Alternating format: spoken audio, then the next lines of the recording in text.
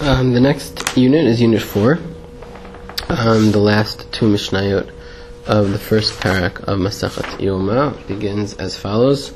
Again, we are, just to catch up, we are with the Kohen Gadol, the night of Yom Kippur. At this point, we discussed last time the oath that he swears to be faithful, to do the Avodah the correct way.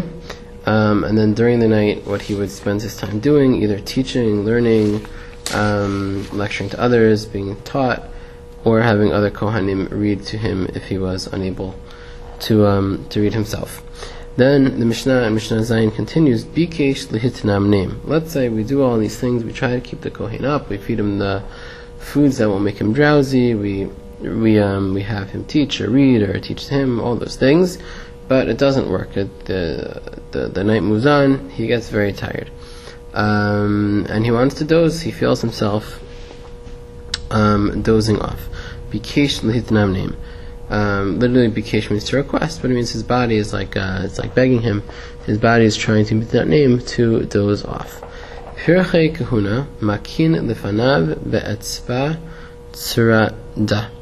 The pirchei kahuna, the youth, those who are flowering like a perach, the young Kohanim, makin lefanav, they would bang in front of him, be'etzba tzrada, with the etzba tzrada. What is the etzba tzrada?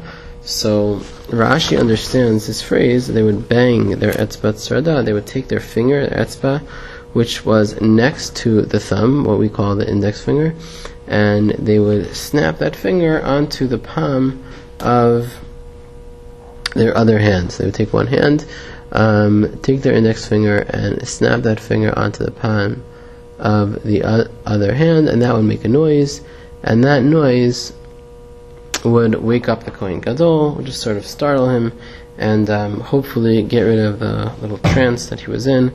This bikesh litnam name, this desire that he had, this pull that he had to fall asleep, this would keep him up.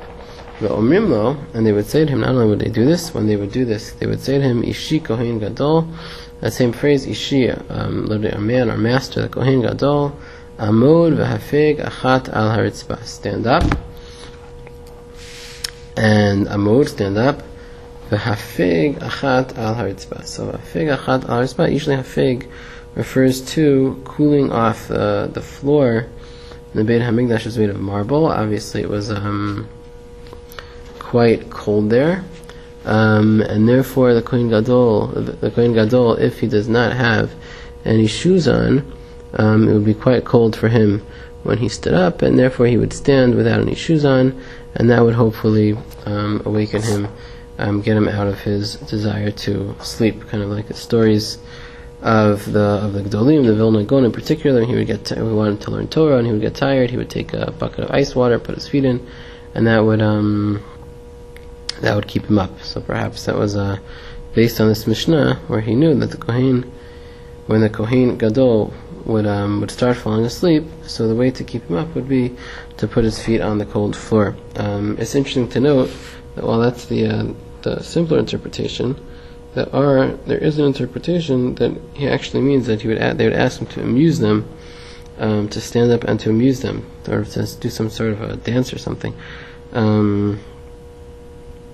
In some sort of way, using his feet, where the Kohen Gadol would have to dance in front of them, perform some sort of act in front of them, using his feet. Again, the idea being the same thing, that it would be something to engage him, to keep him awake. That's of course the goal here. So either through noise, if that would work, through the snapping, or kind of the last resort here, where they would have the Kohen Gadol actually stand up and do something actively besides the learning and the teaching that we said earlier, in order to make sure that he would be awake.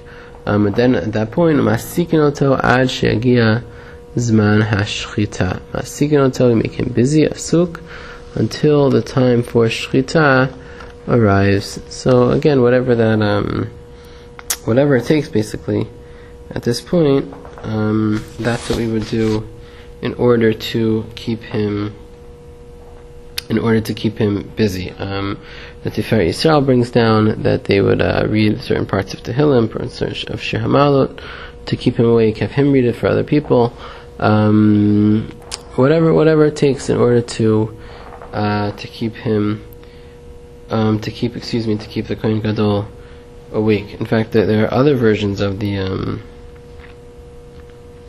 Mishnah, and it's found in the Gemara also, that not only will the Kohen Gadol stay awake, but also Mikiri Yushalayim would also stay awake. The Akiri, the elders of the prominent people of Yushalayim, would stay awake. Why? In order that the Kohen Gadol should know that people are awake. They would be in proximity to him. He could hear them making noise, walking around, learning, whatever they were doing. And that whole night of Yom Kippur, they would stay awake, and hopefully he would sort of know, look, there's a population of people awake, there's a whole crowd awake, and I'm the Kohen Gadol, I certainly need to stay awake, and hopefully that would encourage him and support him and allow him to be able to successfully stay awake. It's interesting, that minhag is one that continues in certain communities. People spend the night of Yom Kippur staying awake, learning about the Avodah, learning about Tshuva, learning all sorts of different things about Yom Kippur. But Yom Kippur is a very special holy day. People don't want to waste even a moment of it, and similar to the Kohen Gadol who would stay awake the entire night, so they also stay awake the entire night of Yom Kippur. So again, if he starts falling asleep, either the Kohen, the Pirchei Kuna, the young Kohanim, would make noise. They would have him stand up in such a way, hopefully, that would keep him awake and keep him busy the entire night until it is time. Last few words. Ad shemagia zman hashchita, until the time for shchita arrives. At that point, obviously, he would be busy doing the avodah itself, but even until then, we want to make sure that he is awake and alert. Okay, that's Mishnah Zayin. Mishnah Chat. B'chol yom tormin et hamizbeach b'kriyat hagever o samuch lo.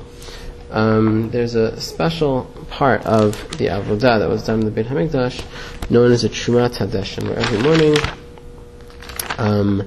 a Kohen, didn't have to be the Kohen Gadol, but a Kohen would come onto the Mizbeach, and he would clear the Mizbeach of the Deshen. He would take at least some of the Deshen. The Pasuk says in Vayikra, "V'herim et Hadeshen asher tochal ha'esh at ha'olal ha'mizbeach v'samo eitz ha'mizbeach." You remove some of the ashes that were used, that the fire consumed from the Mizbeach, and you place it next to the Mizbeach.